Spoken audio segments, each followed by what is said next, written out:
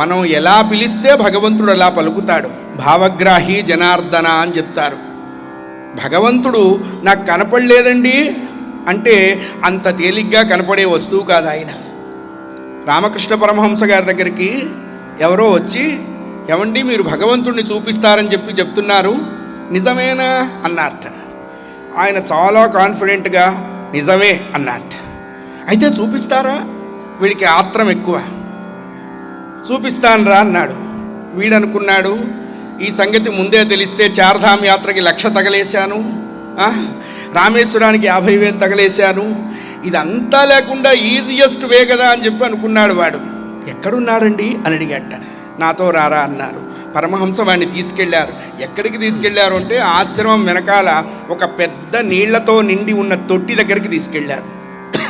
మన భాషలో గాబు అంటామే, అందులో ఉన్నారు చూడరా అన్నారట పరమహంస. ఇందులోనా అన్నట్ట వాడు. అందులోనే ఉన్నాడు. వీడికి చాలా క్యూరియాసిటీ వచ్చి ఆ గాబులోకి వంగాడు. అటు ఇటు చూశాడు. వాడి మొహమే కనపడుతున్నది. ఎక్కడండి కనపడటం లేదే అంటూ తల తిప్పబోయేటప్పటికల్లా పరమహంస గారు వాడి మెడ మీద చేయబెట్టి ఒక్క తొక్కు తొక్కారు ఆ నీళ్లలోకి.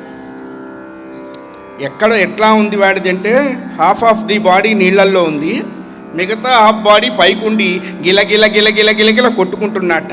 ఎట్లా కొట్టుకుంటున్నాడు అంటే గొంతు పట్టుకున్న కోడి ఎలా కాళ్ళని కొట్టుకుంటుందో అట్లా కొట్టుకుంటున్నట్టు. వాడు పైకి వచ్చే ప్రయత్నం, ఈయన నీళ్లలోకి తొక్కుతున్నాడు.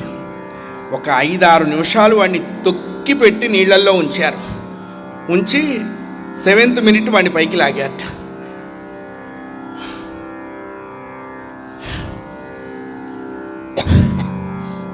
Only video, no audio. ఎలా ఉందిరా అని అడిగారట పరమహంస.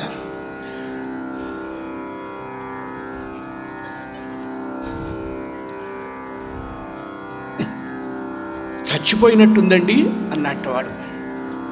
భగవంతుడి కోసం అంత చచ్చిపోయే ప్రయత్నం చెయ్యాలరా. చచ్చిపోయే ప్రయత్నం చేస్తేనే భగవంతుడు కనపడతాడు. స్వామి నీవు కనపడవా, అయితే లోపలికి రా అని చెప్పి తలుపు తీయడు ఆయన. భగవంతుడి కోసం చచ్చే ప్రయత్నం చెయ్యాలి. ఏం చేశామని మనకి భగవంతుడు కనపడతాడండి? భగవంతుడిని చూసేంత రెసిస్టెన్స్ ఈ కళ్ళకున్నదా? మనం సృష్టించిన 200 క్యాండిల్ బల్బునే నా కళ్ళు చూడలేవు, కళ్ళు చూడలేకపోతే ఎవరిని చూడలేరు. మహాభక్తులారా అంటే ఎవరు కనపడరు.